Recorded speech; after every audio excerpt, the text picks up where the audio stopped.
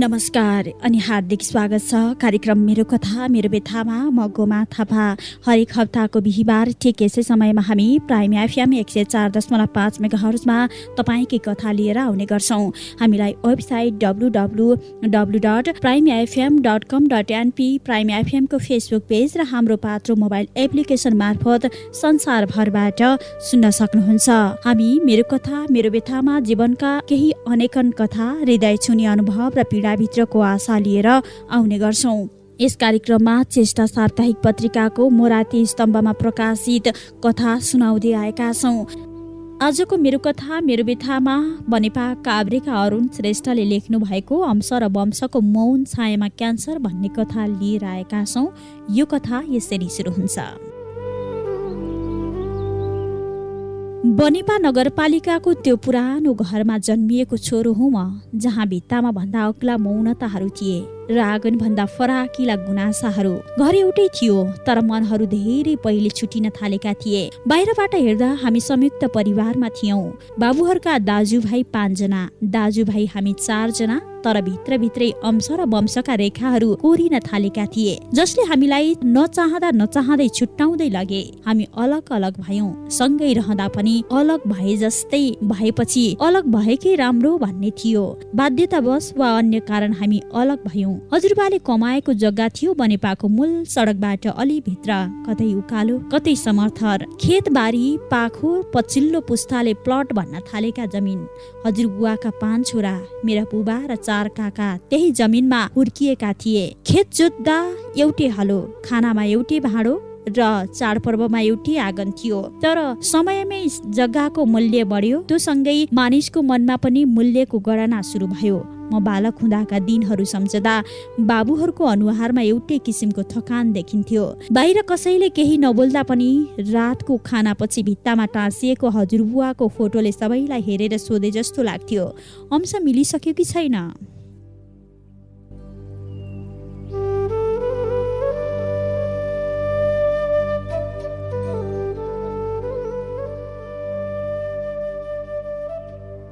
पाँच दाजुभाइ, 5 फरक स्वभाव। ठुला काका बोल्ने मान्छे थिए। कानुन अनुसार चल्नुपर्छ भन्ने उनका वाक्य हामीले सानैदेखि सुन्दै आएका थियौं। अर्का काका मौन थिए, तर मौनभित्र ठुलो गुनासो बोकेका। तेस्रो काका राजनीतिमा अल्झिएका, पहुँचको कुरा गर्थे। चौथो काका धार्मिक, तर सम्पत्तिको सवालमा कुनै पनि कम थिएनन्। मेरो बुबा सबैभन्दा धेरै चुप लाग्ने, मिलेर बस्नुपर्छ भन्ने शब्दमै जीवन बिताउने। तर मिलेर बस्ने कुरा सजिलो कहाँ थियो र। हजुरबुवा बित्नु भएको केही वर्षमै अंशको कुरा उठ्न थाल्यो। सुरुमा चिया पसलमा, पछि बैठक कोठामा र अन्ततः कागज र कानुनको भाषामा। त्यो दिन सम्झिन्छु, घरको ठुलो कोठामा सबै काकाहरू बा समेत सँगै बसेका थिए। हामी छोराहरू कुनामा थियौं, बोल्न पाउने हैसियत नभएका साँचीहरू। छोरा मात्रै होइन, छोरीले पनि हक पाउँछ, ठुला काकाले भने। कोठा एकछिन चुप लाग्यो। त्यो वाक्यले हाम्रो घरको मौनतालाई पहिलो चोटि चिरेको थियो। छोरा र छोरी बीचको अदृश्य रेखा। मेरो दिदीहरू थिए, विवाह भएर अर्कै घर गएका। उनीहरू घर आउँदा माया त पाइन्थ्यो, तर अंशको कुरा आउँदा उनीहरू अचानक अरू भइदिन्थे। छोरी त पराई घर जाने भन्ने वाक्य हामीले सानैदेखि सुन्दै आएका थियौं, तर कानुन बदलिँदै थियो र त्यससँगै हाम्रो घरको सन्तुलन पनि। दिदी मध्ये एउटीले खुलेर भनिन्, हामीले पनि बाबुको सम्पत्तिमा हक खोज्नु गलत होइन। त्यो दिन बाबुको अनुहार मैले पहिलो पटक यति निस्तेज देखेँ। न उनले बहिनीलाई गलत भने, न भाइहरूलाई सही। उनी बीचमा अड्किएका थिए, कानुन र समाज बीच, माया र डर बीच।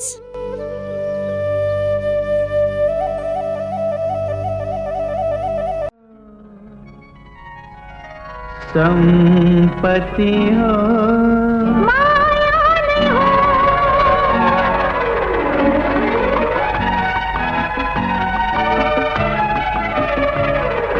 संपत्ति न भए हुन्न जीवनलाई, संपत्ति नै जीवन हो। संपत्ति न भए हुन्न जीवनलाई, संपत्ति नै जीवन हो। चाहना जीवनको संपत्ति हो, संपत्ति हो। मायाको आशा माया भरोसा, माया नै संपत्ति हो। मायाको आशा माया भरोसा, माया नै संपत्ति हो।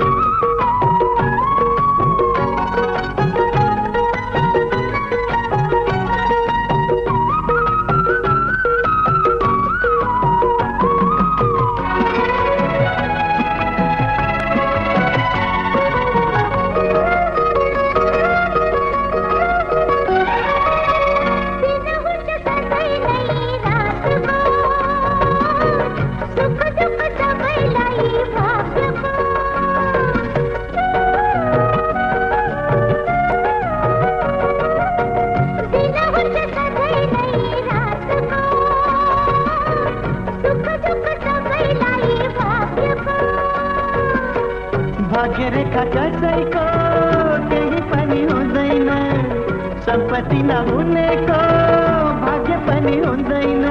चाहना जीवनको सम्पत्ति हो, सम्पत्ति हो। मायाको आशा माया भरोसा माया नै सम्पत्ति हो। मायाको आशा माया भरोसा माया नै सम्पत्ति हो।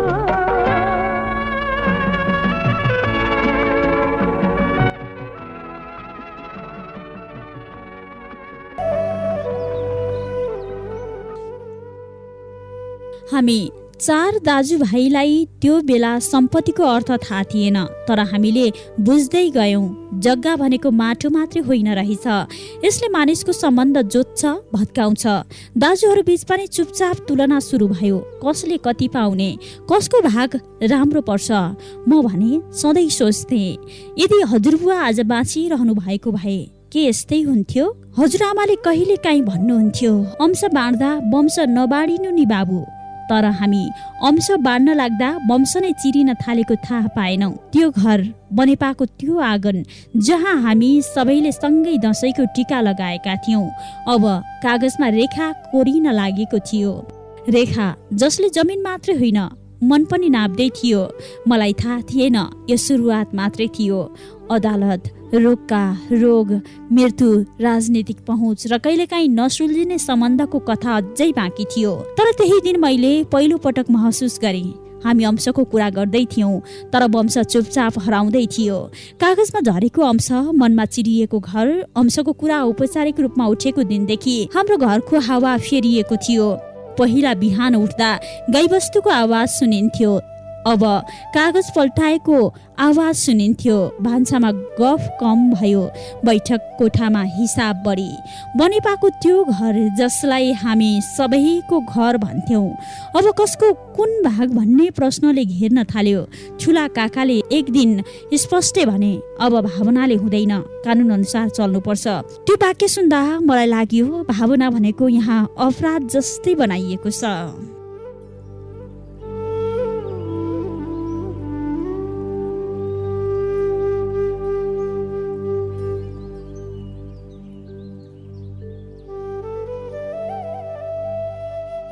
मालपोत कार्यालयको चक्कर सुरु भयो। नक्सा, लालपूर्जा, श्रेष्ठता यी शब्दहरू हाम्रो दैनिकी बने। हजुरबाले जीवनभर जोतेको जमिन अब सरकारी भाषामा अनुवाद हुँदै थियो। नापीको दिन जब कर्मचारीले डन्डी गाडे, मेरो मनमा एउटा अजीब डर आयो। त्यो डन्डी जमिनमा गाडिएको थिएन, त्यो हाम्रो परिवारको मुटुमा गाडिएको थियो। यसैबीच दिदीहरू खुलेर बोल्न थाले। उनीहरू लडाकु थिएनन् तर स्पष्ट थिए। हामी पराई घर गयौँ भन्दैमा बाबुको रगत फरक हुन्छ र? यो प्रश्नले बाबुलाई होइन, हामी छोराहरूलाई पनि हल्लायो। दाजुभाइ बीच कुरा भयो। कसैले भन्यो दिएर मिलाऊ नत्र झन्झट हुन्छ। कसैले भन्यो कानुनले बाध्य पारेको हो भने ठिकै हो, तर त्यो ठिकै हो भन्ने भित्र डर थियो। हामीलाई बराबरी चाहिएको थिएन, हामीलाई नियन्त्रण चाहिएको थियो। त्यो स्वीकार्न गाह्रो थियो। मुद्दा दर्ता भएको दिन बुवा लामो समयसम्म चुप लाग्नुभयो। घर फर्कँदा उहाँले भन्नुभयो, अब यो हाम्रो हातमा छैन। अदालत पुगेपछि बुझे यहाँ कसैको पीडा प्राथमिक हुँदैन, फाइल नम्बर मात्रै हुन्छ, तारिक माथि तारिक। एक दिन कर्मचारी नआएको कारण स्थगित, अर्को दिन वकिल व्यस्त भएको कारण स्थगित, सम्पत्ति सबै रोका भयो। त्यो शब्द रोकाले हाम्रो जीवन रोकेको थियो। बाबुको रोग त्यही बेला चर्कियो। क्यान्सर भन्ने शब्द घरभित्र पस्दा कसैले अंश शब्द बोल्न सक्ने अवस्था थिएन, तर मुद्दा बैंकले ऋण दिन मानेन। कुन पहाडले कुन खोलाले तिम्रो गति छेक्यो र वीर पुर्खा कुन आँधीले तिम्रो यात्रा रोकेथ्यो र कुन पहाडले कुन खोलाले तिम्रो गति छेक्यो र वीर पुर्खा कुन आँधीले तिम्रो यात्रा रोकेथ्यो र गरुडको झै बेग तिम्रो कुन आकाशले बाँध्न सक्यो, गरुडको झै बेग तिम्रो कुन आकाशले बाँध्न सक्यो। पौरखले राच्यौ नेपाल पहाड तराई जुट्न सक्यो, पौरखले राच्यौ नेपाल पहाड तराई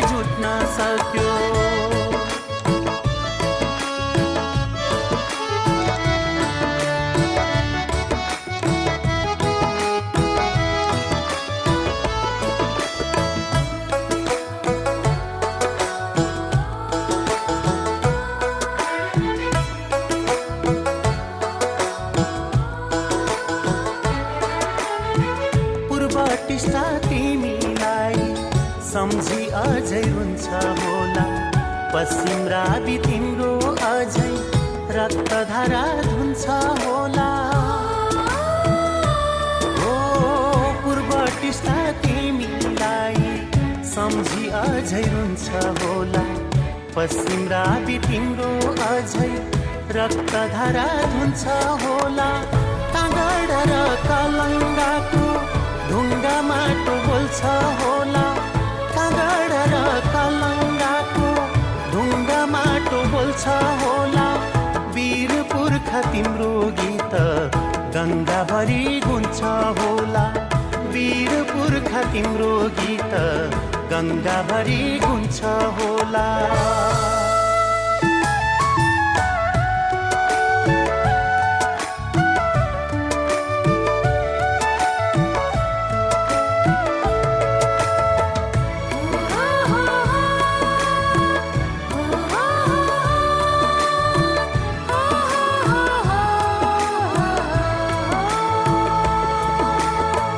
डिगर्चामा डोब तिम्रो चिसो हिउँ भित्र होला, बेत्रावती किनार भरि पौरखको चिनो होला। हो डिगर्चामा डोब तिम्रो चिसो हिउँ भित्र होला, बेत्रावती किनार भरि पौरखको चिनो होला। वीर पुर्खा तिमीलाई मितेरीले मात्रै बाँध्यो, वीर पुर्खा तिमीलाई मितेरीले मात्रै बाँध्यो। सागर तरी संसारभरि वीर गोर्खा रगत बग्यो, सागर तरी संसारभरि वीर गोर्खा रगत बग्यो।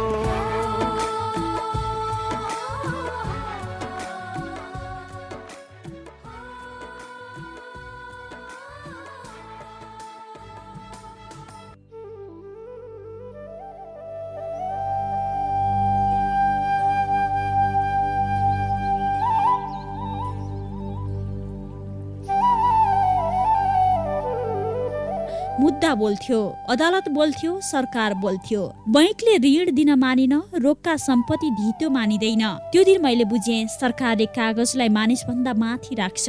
राजनीतिक पहुँच खोजियो, फोन गए, सिफारिस आयो, तर कर्मचारीले एक वाक्य मात्रै भन्यो, माथिबाट आएको हो भने पनि प्रक्रिया त उही हो। त्यो प्रक्रिया त बाबुले अस्पतालको बेडमा बाँधेको थियो। धेरै कमजोर हुँदै जानुभयो। एक साँझ उहाँले मेरो हात समातेर सोध्नुभयो, बाबुको अन्तिम प्रश्न थियो, तिमीहरू मिल्छौ त? म रोएँ, किनभने म झुटो आश्वासन दिन चाहँदैन थिएँ। उहाँ बित्नु भयो, तर मुद्दा रोकिएन। काजक्रिया सकिन नपाउँदै अदालतको तारिख आयो। बाबु जलिरहेको दिन कागजमा उहाँको नाम अझै जिउँदो थियो। त्यो विडम्बना सहन गाह्रो थियो। बाबु बितेपछि घर एकाएक ठुलो भयो। ठुला कोठाहरू, अग्ला भित्ताहरू, तर भित्र मान्छे ससाना भए। बाबु हुँदा कम्तीमा एउटै केन्द्र थियो। उहाँ जानु भएपछि हामी 4 दाजुभाइ 4 दिशामा तानिन थाल्यौं। ठुलो दाजु व्यवहारिक थियो, उसलाई घर होइन स्थिरता चाहिएको थियो। जे आउँछ बाँडौं, छुट्टियौं, उसले भन्यो। माइलो दाजु रिसले भरिएको थियो। बाबु मरेपछि पनि मुद्दा चलिरहेको छ, यो अन्याय हो। ऊ जित्न चाहन्थ्यो, कागजमा मात्रै होइन इतिहासमै। साइलो दाजु पलायनको बाटो रोज्दै थियो। विदेश जाने कागज बनाउँदै यहाँ बसेर के पाइन्छ भन्ने प्रश्न बोकेर, र म बीचमा थिएँ। न जित्न चाहन्थे न भाग्न सक्ने। बाबुको फोटो हेर्दा लाग्थ्यो उहाँ हामीलाई यसरी देख्न चाहनुहुन्न थियो। नयाँ पुस्ता, पुरानो रिस थियो हामीमा। समयले काकाहरूलाई पनि बिस्तारै लैजाँदै थियो, तर उनीहरूका छोराछोरी मुद्दामा छिर्दै गए। अब अंशको विवाद वंशमा सरेको थियो। नयाँ पुस्ताले पुरानो रिस बोक्यो, तर कारण बुझेन। अदालतमा अब काका होइनन्, भतिजा उभिन थाले। उनीहरूलाई हजुरबुवाको माया थाहा थिएन। उनीहरूलाई थाहा थियो कुन किता कति रोपनी। त्यो देखेर मलाई डर लाग्यो। यदि यो यस्तै चलिरह्यो भने हाम्रो पुस्तापछि पनि यही दोहोरी रहन्छ।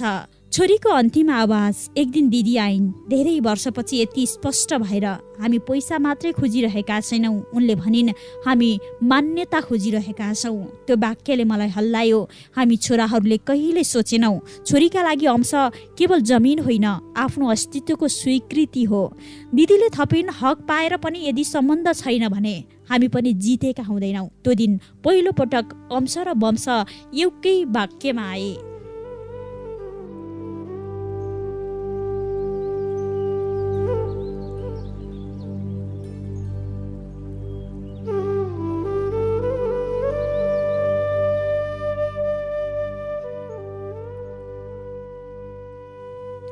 वर्षौंपछि अन्ततः फैसला आयो।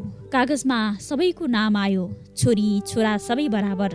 कानुनले आफ्नो काम गर्यो, तर फैसला पर्दा कोही खुसी भएन, किनभने जित्ने कोही थिएन। सम्पत्ति बाँडियो, कित्ता छुटिए, रोक्का फुकुवा भयो। तर त्यो दिन घरमा एक कप चिया पनि सँगै पकाइएन। खाली जित। सम्पत्ति पाएपछि सबै आफआफ्नो बाटो लागे। कसैले घर बेचे, कसैले विदेश लगानी गर्यो, कसैले बैंकमा राख्यो। म भने बनेपाको पुरानो घरमा फर्किएँ। त्यो घर अब मेरो भागमा परेको थियो, तर त्यो घर जस्तो लागेन। त्यो स्मृतिको संग्रहालय थियो। दसैँ आयो, टीका लगाउने कोही पनि आएनन्। घर थियो तर परिवार थिएन। अंशको जित, वंशको हार। आज म पछाडि फर्केर हेर्छु। हामीले के पायौँ? जग्गा, कागज, कानुनी जित। हामीले के गुमायौँ? बुवाको सपना, दाजुभाइको हाँसो, दिदीको अपनत्व, संयुक्त घरको आत्मा। नेपालको कानुन गलत छैन। छोरीलाई समान हक दिनु न्याय हो, तर न्याय केवल कागजमा सीमित भयो भने सम्बन्ध मर्छ। सम्पत्ति प्रतिको मोहले हामीलाई अन्धो बनायो। हामीले अंशलाई सबैभन्दा ठुलो मूल्य बनायौँ। तर आज म छोरा भएर भन्छु, अंश त बाँडियो तर वंश बाँकी रहेन। यदि यो कथा कसैले सुन्दैछ भने म उसलाई यही सन्देश दिन चाहन्छु। त्यही नै सम्पत्तिको सबैभन्दा ठुलो मूल्य हो, एक्लोपन।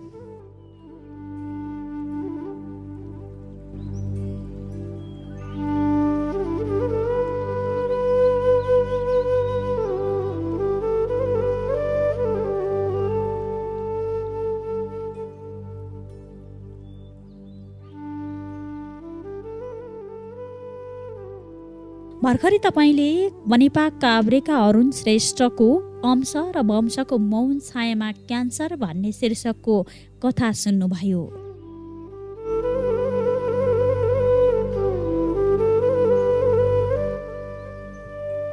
आजको यस कार्यक्रम सुनिसकेपछि तपाईँको मनमा केही जिज्ञासा र प्रतिक्रिया उठेका छन् भने हामीलाई primefm@gmail.com मा इमेल गरेर सल्लाह र सुझाव दिन सक्नुहुनेछ। मेरो कथा मेरो व्यथामा फेरि अर्को बिहिबार नयाँ कथा र नयाँ अनुभूतिसँगै फेरि भेटौँला। तबसम्म तपाईँको हृदयमा आशा र प्रेमको प्रकाश बाँचिरहोस्। प्राइम एफएम सुन्दै गर्नुहोस्। नमस्कार।